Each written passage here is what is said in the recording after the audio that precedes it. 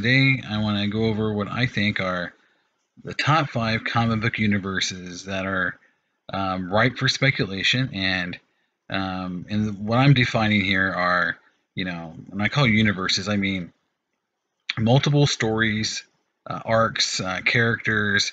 It's not concentrated, let's say, on one character, and it's really, a wide open universe that has multiple opportunities for speculation.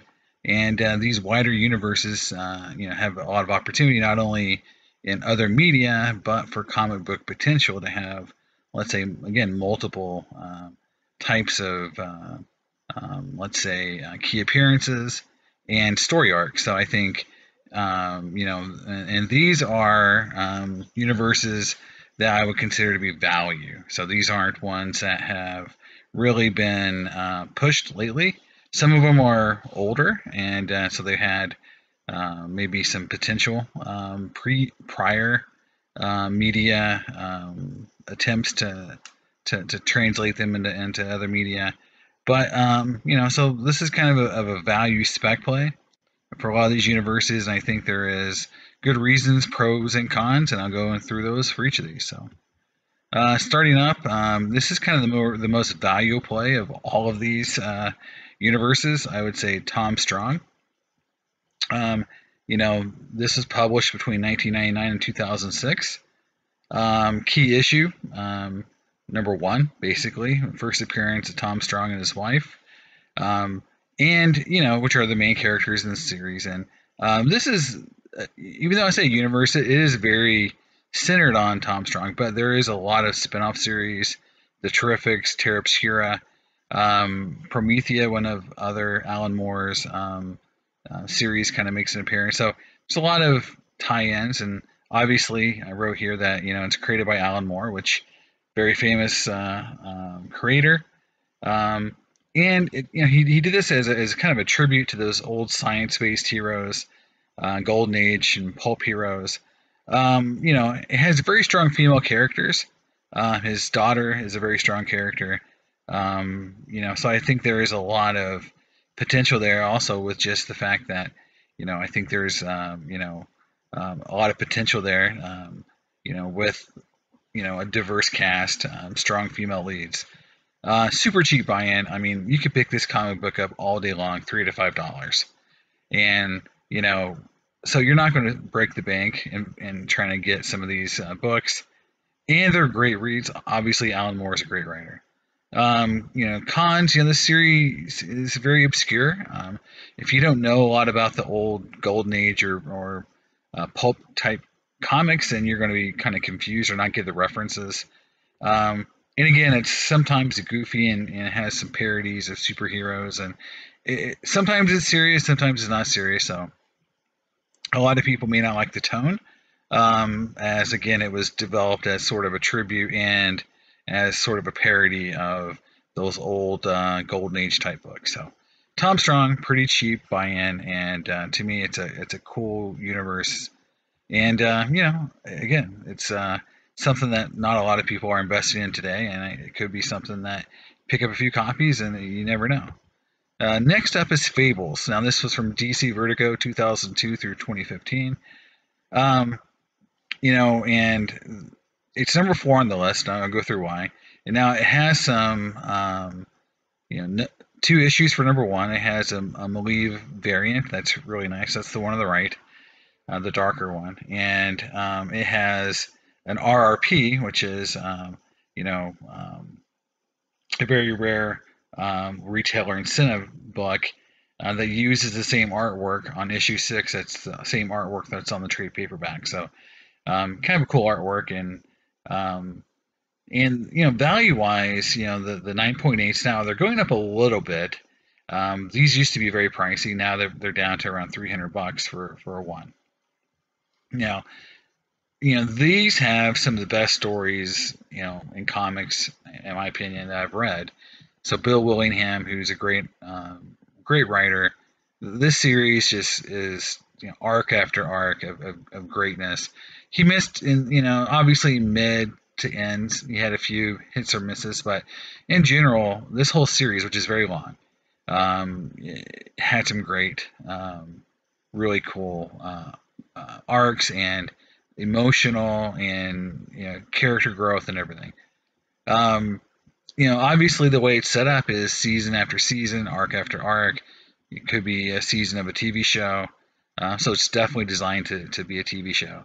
Obviously, artwork on this series, covers by James John, Mark Buckingham, his layouts and interiors. I mean, this is one of the best drawn books that's ever been on the market. And you look at the covers, just the artwork, and it's one of the best that's ever been made. I will say that. And so, great stories, brilliant character work, great artwork. I mean, this should have been a slam dunk, hit TV show. And again, it had some really cool spin-offs into this kind of universe idea of Ferris, which is kind of like taking like Cinderella and Snow White and making them like kind of super spies. I think it was a cool idea. Jack of Fables, which is basically following around kind of Jack and kind of all the different incarnations of Jack in the stories. And he's kind of a bumbling idiot that it kind of all works out for, and it's kind of a fun take. Again, the only con is that freaking Once Upon a Time TV show stole the idea, did it first, and kind of ruined it for Fables. And so there's going to have to be some time pass where this idea can be considered fresh again. Because in reality, Fables was stolen by Once Upon a Time. It was in development, and once Upon a Time came out, it kind of just ended the development. And I think this series could come back, hopefully in the future. And I think people really believe in it. And even if it doesn't get made into other media, it is still one of the best series that's ever been released, in my opinion. It's number 4 on the list because of the Once Upon a Time issue, but it really is a great series. Number 3, Crossed. Now, a lot of people may not, like horror comics or like comics that have, or not even think that this is a universe, but Cross is very unique on the key issue side. So, number 1 has a variant. I think it's called a pure art variant, but one of the spin-offs or extended universe series, Cross Plus 100, set 100 years in the future, was written by Alan Moore and actually has an official Alan Moore autograph that you can get into a yellow CGC book. And so it's really one of the few, maybe the only Alan Moore autograph that will get a CGC yellow because it was actually issued through the company. So it's a really cool opportunity to actually own Alan Moore autograph. That's very expensive, but it's still very cool. Now, this series was created by Garth Ennis, who is famous for The Boys and Preacher. So, 2 hit series, 2 translations to media. I think Preacher was okay. Ups and downs. The Boys is fantastic. It's still riding high. So Garth Ennis is a known commodity in this secondary media conversion. So now, as far as the comic itself, it's a horror comic, and I would say it's a grimmer, darker, more depraved version of The Walking Dead. It's hyper violent. It has a lot of sex, a lot of disgusting imagery, just things that are awful. Now, I'm not sure that this comic could be translated 1-to-1 in any media and get any sort of rating other than X, because in the comics, just the most awful things happen. However, there is great stories in there, and so I think it's definitely the combination of good storytelling, the survivalist kind of like dystopian future where the humanity's on the edge, crossed with this just awful things happening to people. And again, Alan Moore wrote 100 years later version of the story or kind of spinoff, and so there's been so many different artists and Ennis wrote the first arc, and then multiple artists came in. Steve Moore came in, did an arc. There's been multiple great artists come in and do different arcs. So it has a lot of good writing as well. So it's not just a gross out horror film or horror comic. But again, when you have that many artists and writers, there's inconsistent quality with the series. It's not linear, so you're not following one group of characters like The Walking Dead from beginning to end. You start and stop in different times, different places. So again, how to turn that into media, that would be a problem. Um, Again, not one hero, so it's not one linear narrative. However, um, I do think Crossed is one of those series that, if done right, could be the next sort of like Walking Dead version 2, which has more stakes and things are much more dark and bleak. So, I think it does have some legs. Number 2, Black Hammer. So this is really, the series itself is a universe, and actually refers to itself as a universe. So it was definitely designed to be a bigger, broader scope than just one character or one team of characters. The key issues: Black Hammer, first appearance and first issue, and Sherlock Frankenstein in issue 2 are kind of the bigger character first appearances. Now, issue number 1 had less than 20,000 printed, so it's a very low print run. And CGC 9.8 of issue 1, both the Ash Can, which is theoretically the first version that came out, can be had under $200. Now the Ash Can may go over $200 a few times, but it's pretty rare. So just having it is pretty cool in any grade. I've seen 9.6s, 9.4 sell recently. The series was created by Jeff Lemire, and he's a very well-known creator, and has done a lot of different things in the comic book world. So he's a known commodity. And again, it's a very large universe. It's branded as so any spinoff from this series or any different comics based on this world will have the banner from the world of Black Hammer on the cover, so letting you know that it's from this universe. So they are very cognizant that this is a universe. This is not just a bunch of comics sort of related. Mini spin-offs and minis, and the way that he set the phases of the universe and the story itself can be read as like seasons of a TV show. And I think it's set up very well to convert this into some sort of episodic cartoon or TV show, right? In 2018, Legendary Entertainment purchased the rights to the Dark Horse catalog of IP. Now, on the con side, Jeff stated that he had to have creative control because this series was so personal to himself that he wanted control of it. And so I think that will hamstring this conversion if I don't know how he is to work with. I've never really but anytime a creator is kind of holding on to the IP or very vocal about it, it does create issues as a lot of times media conversions, you have to have sort of what's on the page and then how that translates, and that vision for how it translates into other media is where a lot of problems start. And you can start with Alan Moore and Watchmen and then just go on from there, but it's always been sort of an issue when the creators want to hold on to it really tight. Confusing timelines, crossovers, a large cast. Again, the series isn't as linear. It jumps in time. It focuses on different characters in the arc.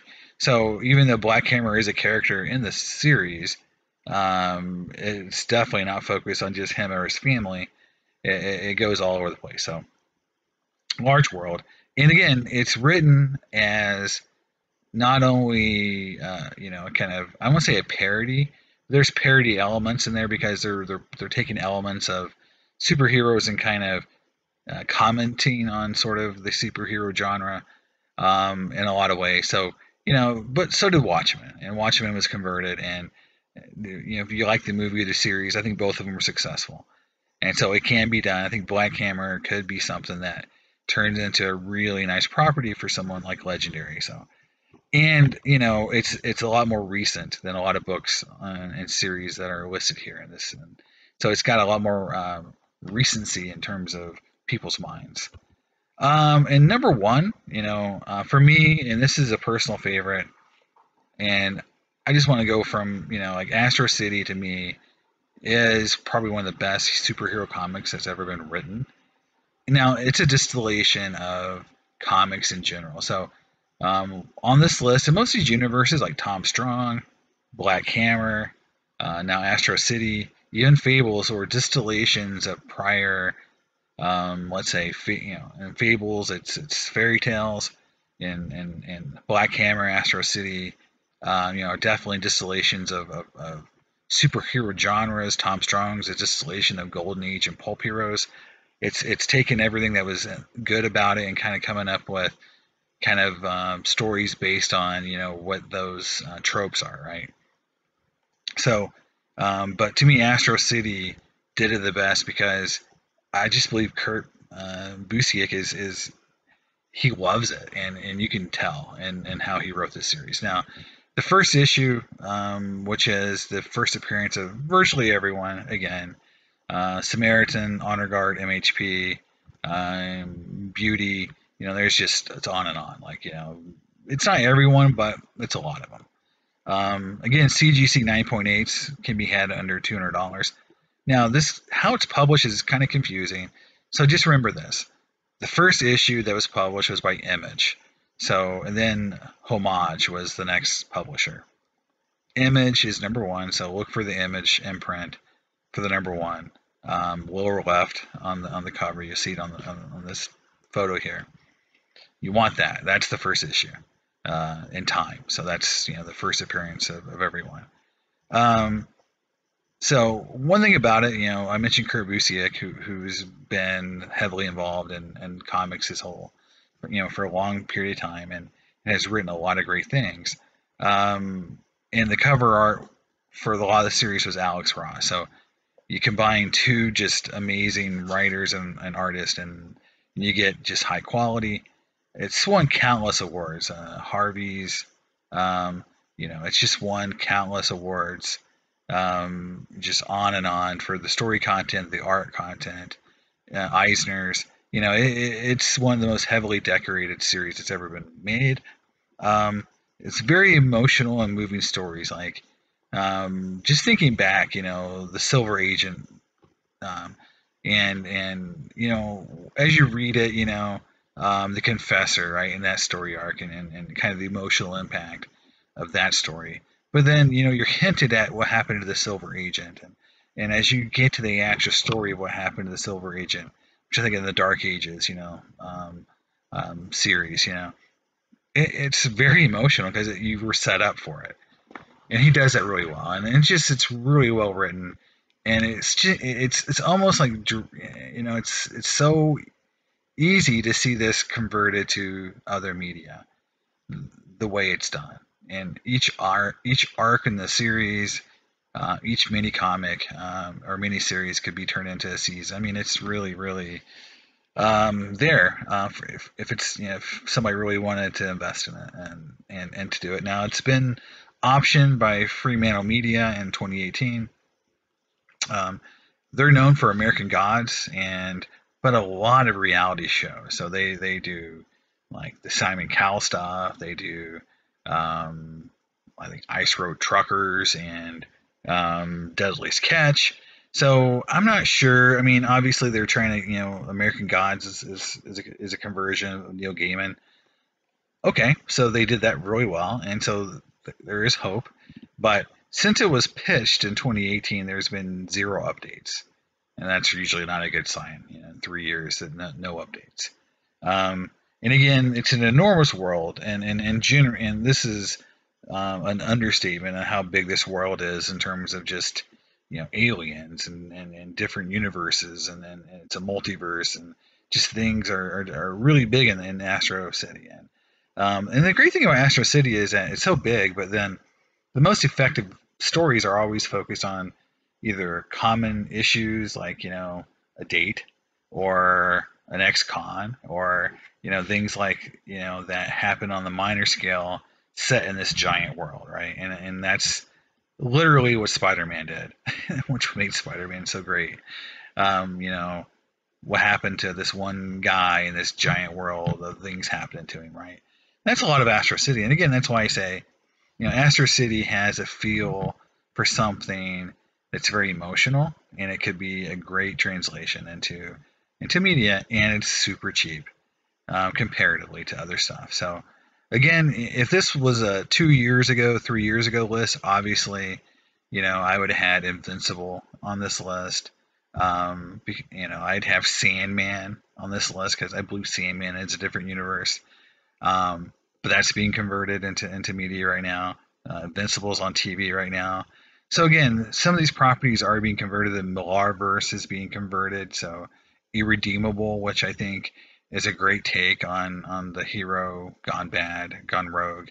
So again, there's stuff already being converted. So these are all, again, cheap versions of universes that you can make some speculation moves, not pay a lot of money. And I think, hold them for a while and see if they pay off. And there's not a huge buy-in. And at the end of the day, all these series are great. So you're not going to have bad comics sitting around taking dust. So if at least you can read them if they're not graded and at least enjoy them. So this is kind of my top 10 or top 5, sorry. And let me know what you think, and I'll catch you next time.